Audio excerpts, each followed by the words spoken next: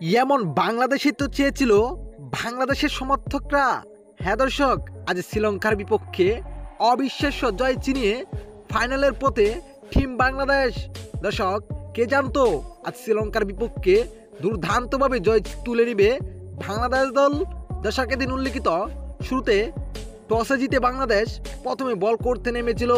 বাজেভাবে শুরু করা বাংলাদেশ শেষ দিকে দুর্দান্তভাবেই বল করেছিল। শেষ পর্যন্ত 7 উইকেট হারিয়ে 168 রান করতে পেরেছিল শ্রীলঙ্কা। এ রানের শুরুতে ব্যাট করতে নেমে রীতিমতোই ব্যর্থ বাংলাদেশের ওপেনার তানজিদ হাসান তামিম। ডাক মেরে ফিরে যান এই ব্যাটসম্যান। তাতে বাংলাদেশ ব্যাটিং বিপর্যয়ে পড়ে যায়। কিন্তু না, সাইফ হাসান ও লিটন কুমার দাস দেখে শুনেই দলকে এগিয়ে নিয়ে যাচ্ছিলেন জয়ের দিকে।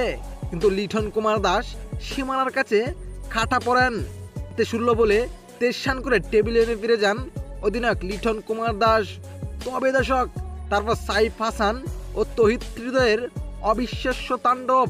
তবে শেষ পর্যন্ত সাইফ হাসান 45 বলে 61 রানের অবিশ্বাস্য ইনিংস খেলে ক্যাচ আউট হয়ে টেবিলে ফিরে যান।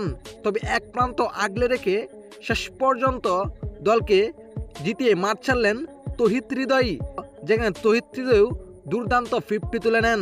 তো দর্শক, শ্রীলঙ্কার বিপক্ষে বাংলাদেশের জয় আপনাদের কাছে কেমন লেগেছে জানাবেন আপনার মতামত এই ভিডিওর কমেন্ট বক্সে। ধন্যবাদ।